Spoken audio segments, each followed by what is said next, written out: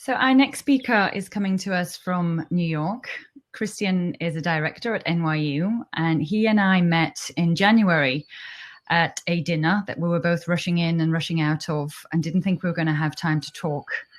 But then Christian opened with sort of a question. So what do you think of fate? Do you believe in fate? And that just sparked the conversation, and neither of us sort of got to our next engagement on time because we sort of dove into this area of serendipity and the areas of uncertainty and working within that as individuals and how we feel about that for quite some time.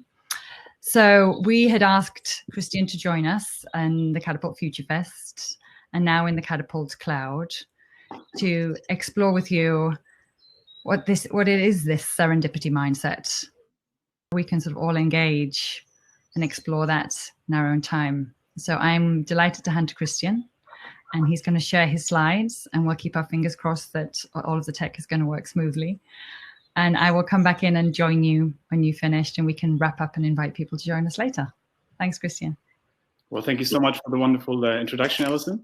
And I'm very grateful for our serendipitous encounter back then in the mountains. Hello, everyone. It's wonderful to be here with you. Good morning, good evening, good afternoon, wherever you are in the world. This is a topic that is very close to my heart. It's been with me over the last kind of 10, 15 years of my life as community builder, as company builder, as academic. And it has shaped a lot of my life and the kind of life of people around me. So I'm delighted to talk about this question of turn the unexpected into positive outcomes. And in a way, especially in periods of uncertainty like now, how do we really kind of make the best out of that? And so being the German I am, of course, I have a very structured table of content. So I'll briefly start with a couple of kind of the context, then diving into the art and science of serendipity. So these kind of unexpected things that somehow turn into positive outcomes. Everything from running in a coffee shop into someone who becomes your life partner to setting up a business where you met your co-founder randomly at an event and other things, and really diving into what is it behind that we can try to understand as a process and then do something with it. And then most importantly, what are ways to cultivate that serendipity? What are ways to really set ourselves up for positive outcomes and to develop that muscle for ourselves? In terms of the context, I had an experience early on in my life that made me realize how quickly life can be over. So it was a car crash that almost killed me, and it was essentially that kind of, bringing up a lot of questions of, was it all worth it, and did you do anything meaningful, and so on. At that point, I had to answer all these questions with a very clear no. And so since then, I've been on this kind of intense search for meaning and essentially that kind of urgency of, okay, if I would run in front of a car again, would it have been worth it then? And so really kind of, being driven by that. And what I found fascinating over the last kind of 10 years now is that first as a community builder, developing a sandbox network, for example, a community for young people around the world to make ideas happen, or other type of communities. But then also as kind of now academic, what I've experienced is that the most joyful, purpose-driven, successful people, they all had something in common. They all intuitively cultivated serendipity. Intuitively, they somehow did something where people would say, this person is a bit more lucky than others. And so I've been fascinated by what is it about that? What are the patterns behind that people who seem to have real meaningful impact, people who seem to have more luck, people who seem to be more joyful, what do they do differently than those people who might not operate that way? And so really, and that is the premise of the talk today, to try to understand what is it about. The setup of this is really to say that throughout history, if we are aware of it or not, but civilization has always depended on our ability to make the best out of the unknown. There's always kind of unexpected big things like now, like once in a generation, but then also obviously in our own daily lives, it's, very often, right? Like when we think about maybe how did we start our company, or how did we meet the person we love? Like a lot of times in our own life, the monumental incidences are serendipitous. Of course, at the moment, a lot of this happens, right? We see, I have a brewery here around the corner. They realized, okay, at the moment, it's not a good time for some of the things they've been doing. So they started using their alcohol for hand sanitizers. So they really connected the dots to this. You see how ride-sharing programs for elderly get turned into emergency services that are being used. So all these kind of innovative solutions at the moment are very driven by necessity, of course, but also then, you know, individuals reinventing themselves, reorienting themselves, trying to understand what is really meaningful to them. And also, of course, that leaders now are being forced in those moments that are so unexpected to show their real colors. So do they essentially focus on trying to understand what is at the core of what they try to do and act on this, or are they driven by maybe fear or something else that leads them to make decisions where people might look back in 5 years and say, well, what did you do during Corona? And was that really kind of aligned with who you think you are? And so it's really kind of this, from a leadership perspective, also just really interesting to me to understand, or try to understand, what are they doing at the moment in that kind of period where leadership then really shows. But most importantly, of course, what it's a reminder of what's happening at the moment is that it's so crucial to develop a muscle for the unexpected, to really know and be ready for that the unexpected will happen, and that we turn that into something positive. And that's actually also, you know, in less dramatic situations, usually the case, you know, in quote unquote regular life. Here's a couple of examples. Maybe I'll start with the second one. Maybe some of you might recognize this. I don't know. I'm not sure if it's a good sign or not, if you recognize it. But it's that kind of the tablets. So a couple of decades ago, a couple of researchers were injecting some medication to try to find a cure for angina. And they realized that in the pockets of or in the trousers of male participants, there was some kind of movement happening, right? And so you know, those guys got an erection, and the question was, what the heck? Why would they get an erection? And what would we usually do when we see something unexpected like this? Well, we might either say, oh my God, this is embarrassing, let's ignore it. Or we might say, oh my God, let's find a better way to treat angina without having the quote unquote side effect of people having an erection. They did exactly the opposite. They said, yes, this was unexpected, but you know what? Let's connect the dots to a big problem. We know that you know, people out there have big problems with in that department, and so that is how Viagra came about, right? It was completely serendipitous, but it was an active process. It was not just happening luckily, but they turned something unexpected into a positive outcome. Here, what you see on the right, that's another example. If someone can guess what that is, I wouldn't be able to. I mean, it's this is essentially a company I've been working with a lot in China called Haier, and they do like washing machines, refrigerators, and so on. And they essentially got a lot of calls from farmers who used their washing machine to wash their potatoes. And so the farmers were calling them up, and they said, well, I'm trying to wash my potato in your washing machine, but it always breaks down. Like, this is really bad quality. And so what would a usual company do? A usual company would probably say, well, don't wash your potatoes in the washing machine. It's a washing machine for your clothes. They did exactly the opposite. They said, well, there's a lot of farmers out there, and you know, they all need to wash their potatoes in some way. So why don't we build in a dirt filter and then make it a potato washing machine? And so that is how they now have a potato washing machine that caters to those kind of needs.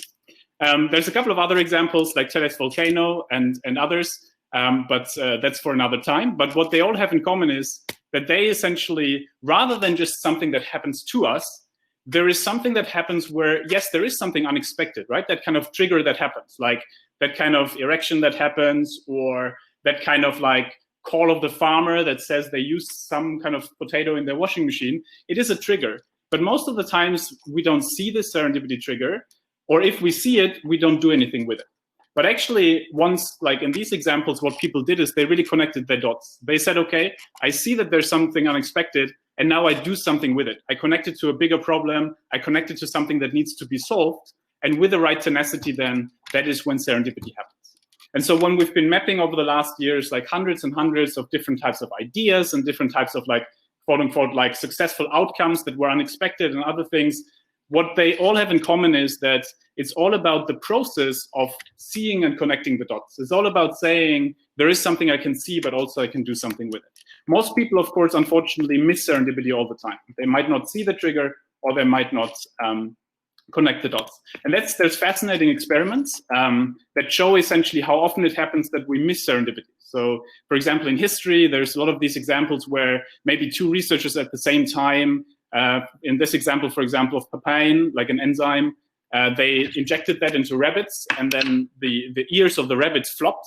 And 2 researchers saw it at the same time in different laboratories, but only one of them followed up on this kind of unexpected encounter, and he eventually got a Nobel Prize out of it, and the other one did, like, you know, end up in the lab, which is probably also really nice, but like, it's essentially Nobel Prize versus not.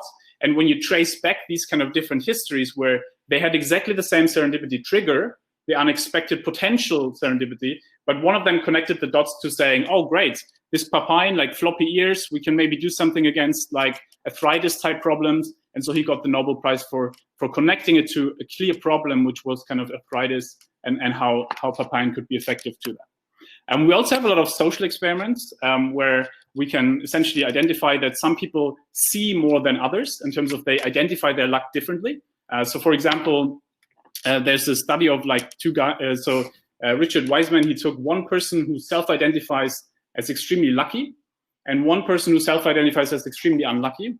And then he says, okay, walk down the street, you know, just walk down the street, go into the coffee shop, grab a coffee, sit down next to the counter, that's it. And he tells that to both people, and both do it at a different time. And so the lucky person, what they don't tell them though is that there's hidden cameras behind the trees in the street and in the coffee shop. And there in the coffee shop, there are only 4 tables, 3 actors. And then the 4th table is like this extremely successful businessman who can make any dream happen. And so now the lucky person, oh, and there's a 5-pound note in front of the door. So 5-pound note in front of the door, 4 tables inside, 1 super successful businessman in there. The lucky person walks down the street, sees the 5-pound note, picks it up, is excited, goes inside the shop, orders the coffee, sits next to the businessman because that's the table, has a wonderful conversation, makes friends. We don't know if an opportunity comes out of it, but it wouldn't be unexpected, right? And then the unlucky person walks down the street, steps over the 5-pound note. So it's another situation. Again, they put the 5-pound note back, but steps over the 5-pound note, orders the coffee, also sits next to the businessman, ignores the businessman, and that's it. Now, at the end of the day, they asked the 2, so how was your day today? And this was exactly, obviously, the exact same situation they both faced, right? The same setup. And so the lucky person says, well, it was an amazing day. I found money in the street. I made 2 new friends, the businessman and the barista, and we don't know if an opportunity came up. The unlucky person just says, well, nothing really happened. And so that's kind of, you might have seen that in couples or in other kind of dynamics where people in exactly the same situation, meeting exactly the same people, some just seem to be a bit luckier than others. And there's, of course, a lot of elements to this in terms of some of which we will talk about in a second. Others are more kind of related to other themes, but we'll come back to that. But one of the key things, of course, that holds us back is that we have a lot of unconscious biases. I mean, I realized in the course of especially writing a book on these kind of things, how many unconscious biases there are. First of all, of course, that we completely underestimate how probable the unexpected is, right? In terms of that, if you take something like the probability of, I don't know, the coffee now spilling over and my connection being done is very, very low. But if you add up all the potentialities of, the virtual connection not working out, Alison maybe kind of, like throwing her laptop down because she's completely unimpressed by the presentation, whatever it is, right? Like there could be so many different things that essentially add up to a very high probability that something unexpected could just happen that makes this presentation not work. The point is that there's a lot of experiments and paradoxes like this birthday paradox that show us that in a way the unexpected is extremely expected in a way. Also, like one thing, of course, though, we always do is we post-rationalize. So we try to make sense afterwards. Like if you think about how maybe if you have a pitch session with an investor, or those of you who go for jobs, like when you think about how you explain your CV, right? Your CV might be you got your last job because you ran into someone, they told you about the position, you applied, it's a completely different industry, but it seems to fit. But then when you tell the story of your CV, of course, you will say like, no, like I wanted to go towards this industry. So I thought I first should go into this because that helped me to go there. The point is we make sense out of something after the facts. We connect the dots at hindsight. And that in a way does this thing, which is not always helpful, which is there might be an initial idea, then life happens. And then again, like we tell it as if we planned it all out. And of course, in the leadership context, I've seen it with myself, right? When I'm leading teams, for example, I need to give people the sense of control. So I need to portray that I have a plan here and that it's all figured out and so on. But one thing that I found really interesting about this is, of course, that what we see, for example, at the moment here with Cuomo, who's the governor here in New York, and he built a lot of leadership trust because the way he did it was to say, I don't have an exact plan here for you where you know exactly if you can go outside the next 5 days or not. But what I can tell you is my North Star or my principle here is I want to have the economy and I want to have public health in the right place. And then all the unexpected data that will come in will have to be connected to these kind of things. So what he did was he didn't say, I have an exact kind of step-by-step approach that is like fixed, but I have an approximate kind of like idea of where this is going. And then depending on the information that comes in, I can do something with it. That's the same with like the example of Hire and other examples where we allow for serendipity to happen and we allow to essentially tell the truth because like serendipity or unexpected things are not threatening us, but actually they now become part of our narrative. And that obviously then gets us away from a control illusion where we think we can control everything to actually the idea that we actually control at least the kind of direction we're going into. Now, there's a couple of things, of course, like what we can do to cultivate serendipity then. Because again, if we see now that there's so many things that potentially hold us back from recognizing serendipity or from them kind of practicing it, there's a lot of kind of like exercises and other things we can do to build our serendipity muscle. So I'll briefly touch on some of them, and those of you interested, I'd be delighted to dive deeper another time. One is to reframe questions. So for example, there's, you all know this kind of dreaded what do you do question, right? So we are at a virtual event or a offline event, and someone comes and asks, what do you do? And so Ollie Barrett, a wonderful entrepreneur in London, what he does is something he calls setting hooks. So essentially, when you ask him, what do you do? He would say something like, well, I'm in education entrepreneur, but I've recently been exploring philosophy and just started playing the piano. So he uses the same kind of length of the answer that you would give if you would just say, I'm an education entrepreneur and I'm doing X, Y, Z and blah, blah. But he essentially gives you 3 potential hooks, 3 potential points or dots that you could connect to now. So you could now, for example, it might be that you just started, hosting piano events, and you would be like, "Oh my God, such a coincidence! Like, why don't you come by and play the piano here?" Or such a coincidence, I just started with philosophy as well. The point here is that, in a way, by opening up an opportunity space, by setting these different hooks and different potentialities of what the other person might be interested in, it allows us to essentially have the other person connect the dots for us, because we can't know, right, what they are most excited about, but they can know once we give them a bit of an opportunity space.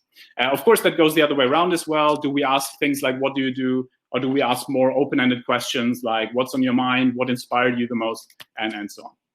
Then, of course, it's about looking at mistakes or crises differently.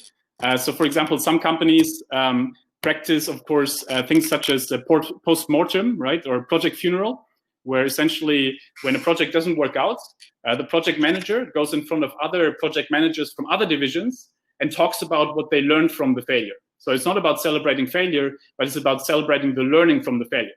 So for example, in one of the companies that I've worked with, they had this window glass. And so the idea was, hey, it's a glass that doesn't reflect the light. And because it doesn't reflect the lights, like it's great when you sit in the room. What they underestimated is, well, it's a great technology, but nobody wants to pay $100 or something for just not having the light reflect. So the project manager puts it to rest in front of the others and says, look, like, we didn't understand there's no market for it. Someone in the audience puts their hand up and say, hey, wow, have you considered what this would mean for solar?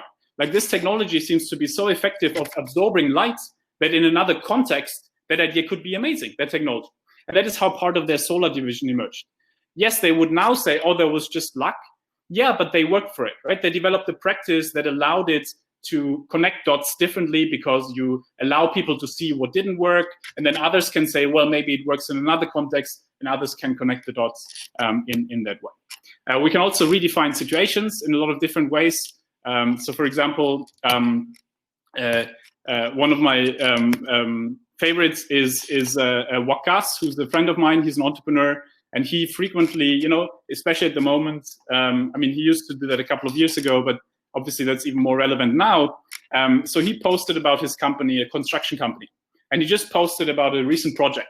And then there's this young Chinese kid, or not kid, but like young gentleman, a young Chinese gentleman reaching out to him. And he says, well, you know, it sounds really inspiring what you're doing. Can I work for you? Do you have a job for me? And you know, Waqas, like he has a small company. He doesn't have jobs. He can just hire for.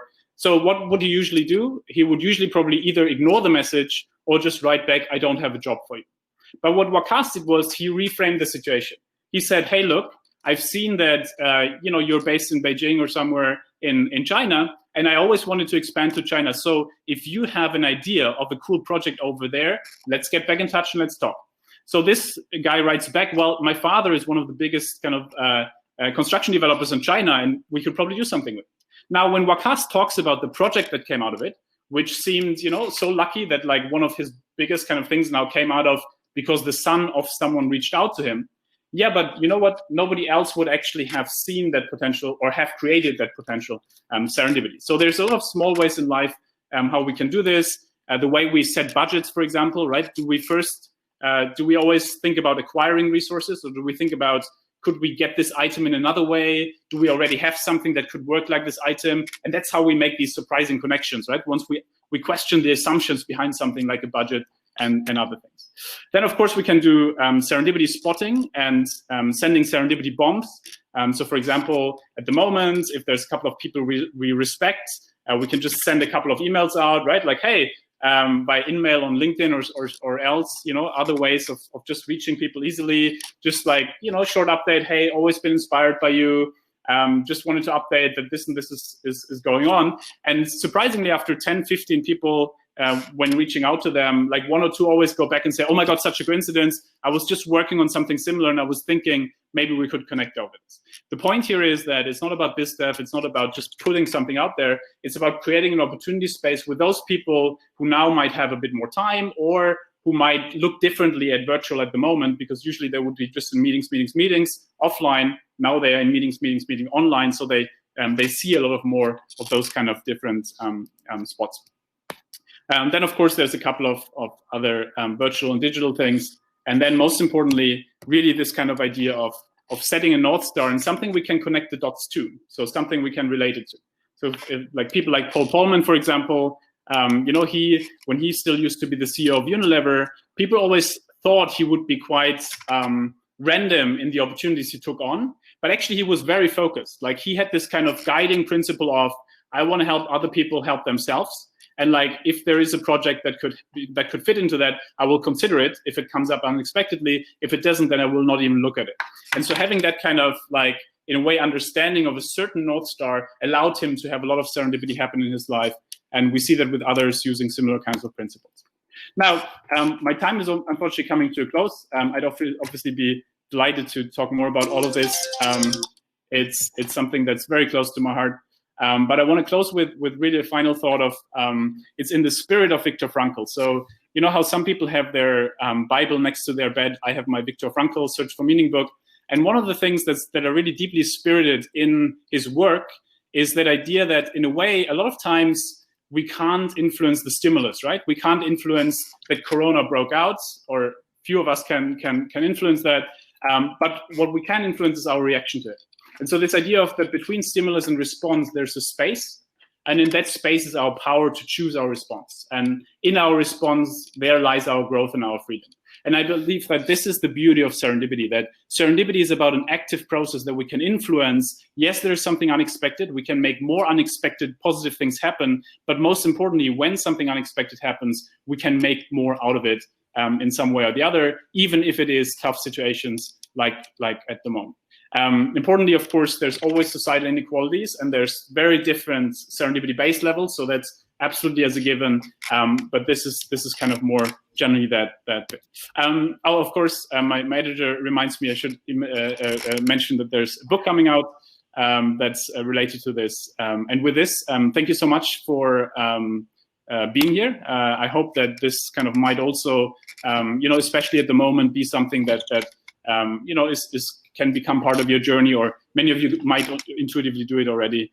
So I'd be delighted to connect with you. Please do feel free to reach out by email, LinkedIn, Twitter, wherever you are. And I'm looking forward to keeping in touch. Thank you so much. Super, Christian. Thank you so much. So I wonder how many other people are sitting there wondering whether they would have stepped over the £5 note. That is sort of one that I guess that we need to sort of find out for ourselves. But I'm pleased that you sort of spent quite a bit of time on the cultivating piece as well, because I think it is super interesting to sort of delve into this at a personal level and sort of understand how we can sort of all build sort of more serendipity and join together those dots into our lives. There were some questions that were coming up sort of on the event chat as you were talking about sort of biases and serendipity. And so I would invite those people to please join us at the bottom of the hour in the session Q&A room. I imagine some people may want you to pull up some of those slides again as well. So please, would Christian have those at hand so we can perhaps sort of go into some specific areas in detail if folks do so wish. But I'm looking forward to the Q&A. There's lots to sort of dive in here, and there's lots to think about. So thank you for sparking that in my brain, and I'm sure many of others. Thank you so much, and looking forward to the Q&A. Yeah, thank you.